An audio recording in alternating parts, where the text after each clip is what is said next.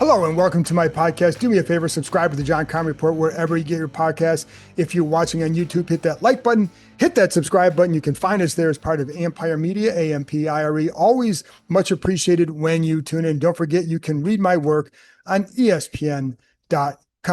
I have a story up the other day on Terry McLaurin and why they're in the situation they are as far as why it's hard to get an extension done. I'll explain more of that in a minute. But first, don't forget that the John Keim Report is presented by AAA. And for you gold members, I will be doing a private Zoom next week. So there'll be about 2-week gap between the other one. So get that going again next week. I'm not sure yet which day, when it'll be Wednesday or Thursday, because those are the options, right? Pretty much. So, but I'll let you know by Monday or so for sure when that is going to take place. So stay tuned for that. If you want to become a club member, go to the Empire Media YouTube page, see the word join, do it on your laptop, because I think that's where you can see the word join. Click on that, go from there. And as a reminder for the club members, I will be doing like a little private chat for the club members every Sunday or every game day morning when I get to the stadium. So anyway, there you go. Now let's get on to today's practice report and get a couple things out of the way before I play an interview that I had with defensive tackle Johnny Newton. It is an audio interview. If you want to skip right to that, it's the last 5 minutes. So if you want to go right to that, do that. If you don't want to hear the notes and all that stuff, then you can skip right ahead.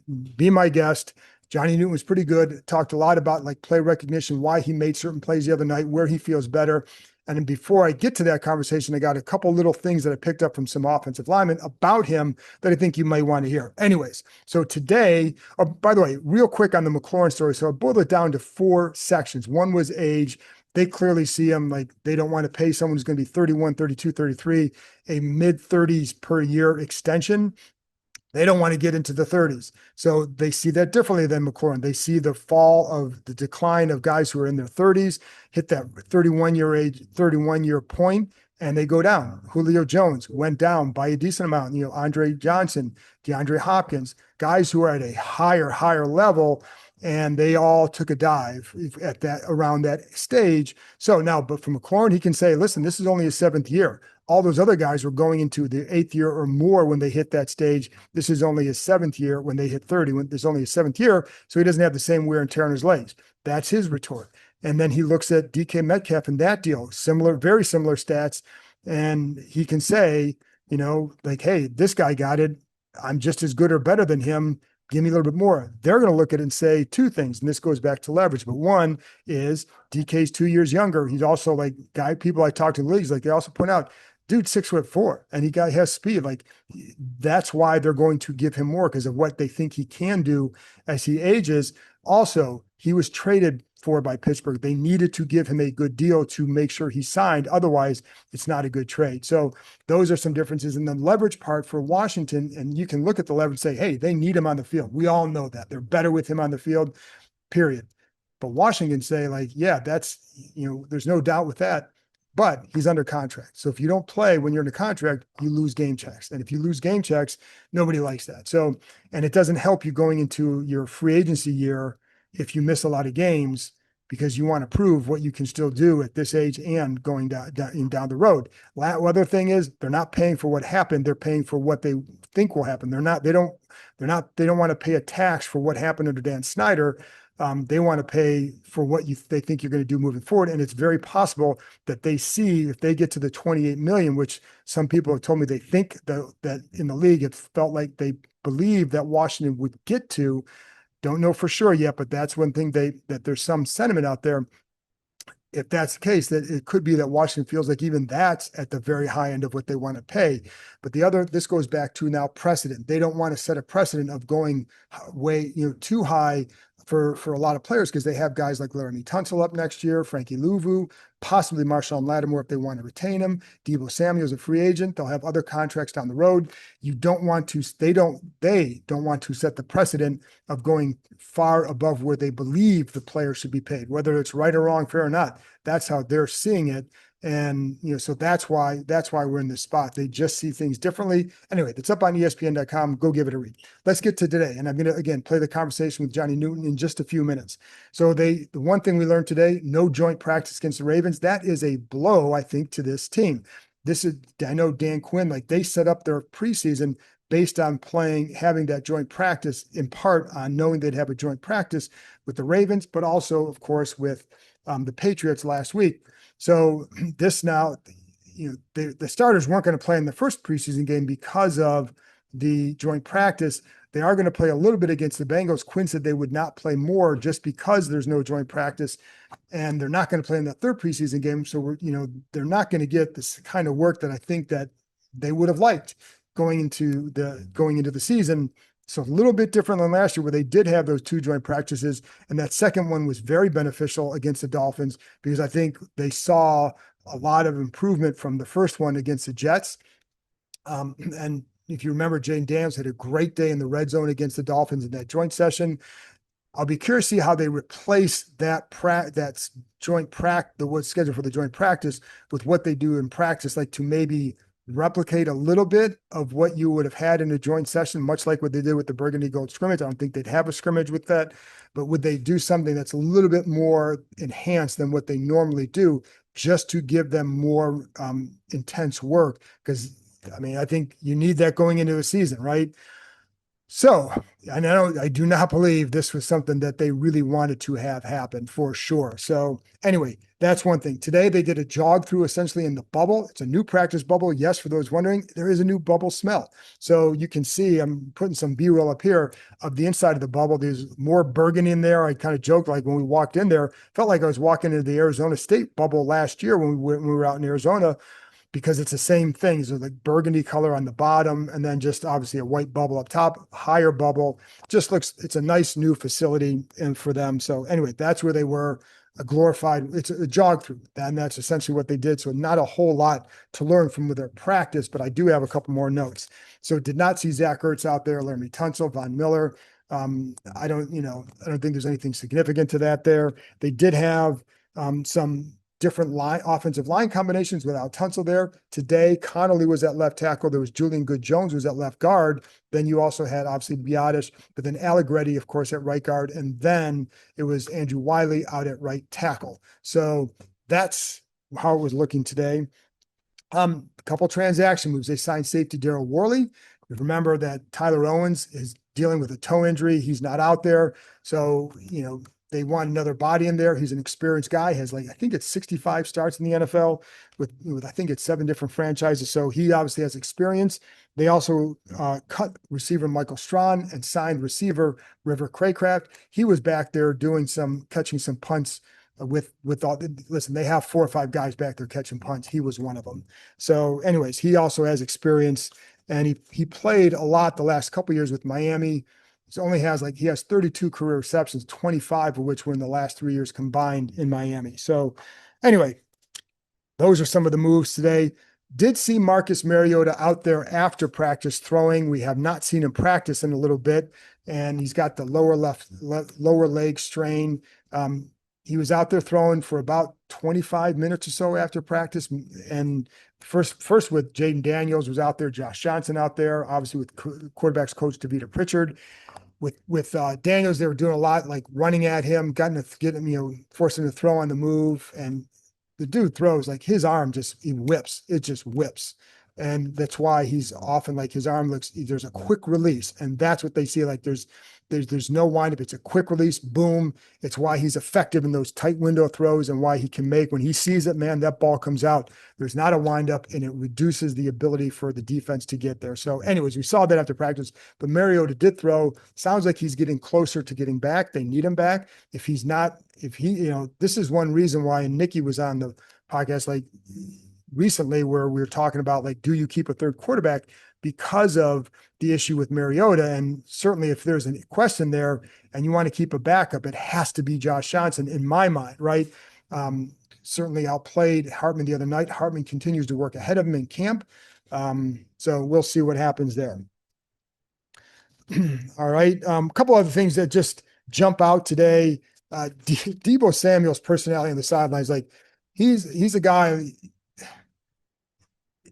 He's got a lot of personality, and he likes to always be talking or be moving. He has fun with guys. You see him a lot with Jaden Daniels. You saw him the other day, and before warmth, there were the crowd here, and they're chanting Jaden Daniels, and he's sitting there kind of egging him on. to do more of it, and he's laughing, and he and Jaden seem to have a good relationship. One of the things that I wonder without McLaurin out there is it's given Daniels a chance to maybe develop a more of a rapport with some other guys like a Deebo Samuel, just because, which is obviously important. So need to get that too. But you watch him on the sideline, he's always talking to guys, not just joking around, but just talking, laughing. He was yelling at Bobby Wagner a couple times. So just a lot of energy from Deebo. One thing that Dan Quinn talked about was KJ Osborne. And one of the things he said recently that he said he's now starting to feel his speed on the field and just him playing faster. And also, I think the ability to serve as a returner, punt and kick returner, gives him a shot to win one of those final roster spots for sure. If they keep 6 receivers, I could definitely see him being that guy. And I think when Quinn says stuff like that with, feeling his speed, and then not that he's a burner, but you can feel a guy playing faster and playing to their speed, but also the ability to maybe be a backup returner to Jalen Lane, that can make a difference for sure. So, and because I know a lot of people want to talk about Ja'Cory Brooks, and it's funny because every year there's an undrafted guy that people are scared to death of losing if they get cut. Ja'Cory Brooks he's been a nice camp story. I wouldn't say fantastic. It's not like he's making all these unbelievable plays in the game. He did a nice job, but he hasn't done anything, unless you do something in the game that really jumps out, not catching 4 or 5 passes. It's got to be you make a couple big time plays down the field. You make guys miss. You have some big scores, right? You have 6 for 140 yards, right? It's a huge game. That's what opens the eyes of other teams, not 4 or 5 catches for 40 yards or whatever it was. Like, that's good for him to be developed in the practice squad like that. But I don't think you have to sit there and worry to what we've seen so far that if they put him out there on waivers, that he's going to get picked up by somebody else. Keep in mind, every team has their version of a Ja'Cory Brooks, Carlin Vickers, all those guys who are undrafted. It's why it's why you don't often lose those guys. And I don't know that they've lost anybody of significance in those final cuts in a long, long time like that. Watching Bobby Ingram on the sidelines today, just kind of working a little bit with Luke McCaffrey on just certain things getting off the line. And I was watching these guys, the receivers, work on getting off the line. That you going up against a dummy and there's a coach holding it, you kind of got to do almost like a crosser, not quite a crosser, but like jabbed it, you're stemming to the right, coming off the line, getting to the left, and cutting under pressure, right? And so a couple of guys, like, you watch them, how they all do it differently. And watching like McCaffrey, Jalen Lane, they would get a little bit farther to the right when they do their fake, and it makes it harder coming back against if there's a defensive back there. Now, of course, it depends on where the defensive back goes. If they go with you, maybe it's easier. Whereas someone like guys like Deebo and KJ Osborne maybe don't take quite as hard a step inside, that leaves them more room on the outside to get around, but you don't know how the defensive back reacts to it. I'm just pointing out there are differences in how they did it. And until there's a defensive back on there, and I would say like Deebo said, I think he's more apt to get away from them. That's one of the things that McCaffrey has to be able to create more separation in those situations. It's funny because one of the things I was watching the offensive line with too, just a little drill during practice where you have guys like hitting a pad from one guy, hitting another guy, and then they throw a medicine ball at him, and you've got to keep your hands in and you got to be able to extend and knock it out. So I hadn't seen a lot of that before. I'm sure they've done it, but I haven't seen a lot of that before. So I'm running some B-roll here of that for you. So if you want to see it, like, it's nothing earth shattering. It's just a different drill that they've done in camp, and just all designed like to get technique and to keep your hands in. And then also you're extending it against something that's pretty heavy. So anyways, and knocking it back. So you got to get it with a good jab to push it off. Right. So there you go, folks. Anyways, finally on Johnny Newton. So I was talking to, again, 5-minute conversation in a minute, but I was talking to an offensive lineman about him and just like, what have you seen from him? He's like, his comment right away is, and his eyes kind of lit up. He's like, he's going to have a big year. So part of that is their thinking is that one thing that Newton talked about is quick play recognition, and then also getting off those blocks with that, the lateral movement, also his leverage. He's not a big guy, so it's hard to get leverage on him. So he comes off low, and I think that, there's a lateral quickness to him that I think can help. So you see how it plays out, but this is what someone has said who has worked against him in practice. So anyways, all that being said, here's my conversation with defensive tackle Johnny Newton. First of all, like, what did you see from your game? Like, you had that one series was really, really good. Yeah. What did you see from yourself in that series? Just play recognition, honestly. Me getting comfortable with the game. Just trying to go out there every day. Every snap with a consistent get off. And I could feel the difference between when they actually trying to block me and when they just trying to occupy me. Really? So, yeah, that's just me going out there with a consistent get off. And on the screenplay, I felt it off a rep because normally you move fast off that. Yeah, I move fast off the ball, and I study the offensive lineman, how much steps he takes whenever he throws his hands. And I just knew, like, after my second step, I was like, oh, this is a screen. So that was a really good drive for me, but got to keep stacking it up. On the play recognition, what else besides that one? Was there something else that really, like, hammered that home? Because you had, obviously, the sack fumble, too. Like, was there something on that play that you saw, or was it just a matter of that time you just beat the guy? Yeah, it was something we saw when we did our joint practice with them, me and Jake Martin. That's what I'm out there with a lot. So, yeah, we talk a lot. We saw a lot during our joint practice, and we knew that was something that could possibly hit. And the first time we called it during the game, it hit. So it worked out for me and him. I got the sack, and then he got the fumble recovery. What's made the biggest difference for you? Like, what do you feel is going to make the biggest difference for you? Being able to not rehab, work on your strength in your game, or just the play recognition? Like, what makes the bigger difference, or maybe all of it? I feel like all of it. All of it ties into. I feel like the offseason really makes you physically, and then during the season, the football 101, I call it. It's the football knowledge you have. That's what really makes you. So it's 50-50. Physically and then mentally, and if you can have those two together, then you'll be a great player. So, and also because, like, by the end of the year, you were making plays in the postseason too. So, when did you start to feel like things started to really click for you? Yeah, it started to click. Like I said, I always say, the more snaps you play, the more comfortable you'll be. So, I just kept having more and more snaps. I would say late, of course, a lot later in the season, probably around like the Bucks game. That's when that's when it just all came to me. But this year it's to another level. And just being able to, again, strengthen and not rehab, what difference will that make? Like, what do you notice in yourself just because you didn't have to rehab 2 foot injuries? Yeah, for sure. Last year, immediately I probably had like a few practices, and then I played in a football game. So my legs weren't under me. I recognized my legs being tired a lot, and just everything that I'm doing this year is different. My recovery process, I'm taking a lot of things more serious. And like the off-season strength program that I did, I feel great now. Probably feel the best that I've ever felt. So I'm pretty excited about it. When you say you're taking it more serious, is that like something every young player has to learn, like how the importance of that, or what does that mean? Oh, yeah. I've always done recovery, but like we have a lot more now than so I'm taking it to the next level. Yeah, with everything we have here now, we got like I said, a lot of new things here. So I'm just utilizing everything we have, and it's working out great for me. So I heard you talking to Donna about your hoops game. How do you translate that to the field? Like, how do you use that on the football field? Oh yeah, for sure. Everything is footwork. Footwork for everybody. Right. I want to say every sport almost that you physically move in. 1,000%. So all of that ties in. Like I told her, like the Euro step, the crossover, all of that is just like D-line pass rushing. We use Euro steps when we go on inside rushes. So I've seen you guys working on those. Yeah, too. it all ties in. It's one big. I don't want to say one big thing. It is one big thing, honestly. Like the footwork that's used in basketball, I could go like this, just try to do a layup, or I could go like that, the pass rush. So it's the exact same footwork. Now, when you guys are doing that, do you guys start talking hoops trash? Like, does that come into play when you're in the D-line group? Yeah. Here and there. We mainly talk trash with B-Wags. Well, everybody does, right? Yeah, everybody does. But B-Wags thinks he's this basketball guru, so we always end up trash talking. What kind of player were you? Me? Power forward, center, pick up the trash, mid-range specialist, and a layup man. I averaged a double-double when I played.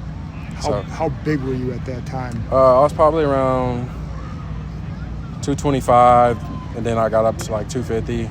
So you could muscle a few guys. Yeah, but in ninth grade year, I'm about the same height as everybody else. So I've been the same height since then. So we always the same height, and then everybody hit their growth spurt by junior year.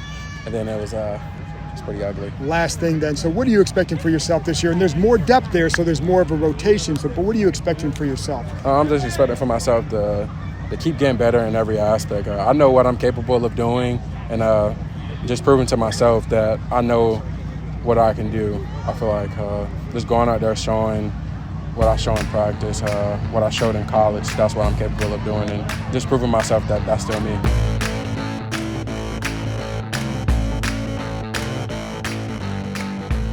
That's it for this episode. Thanks to you for listening. Appreciate Johnny Newton stopping and talking for a few minutes.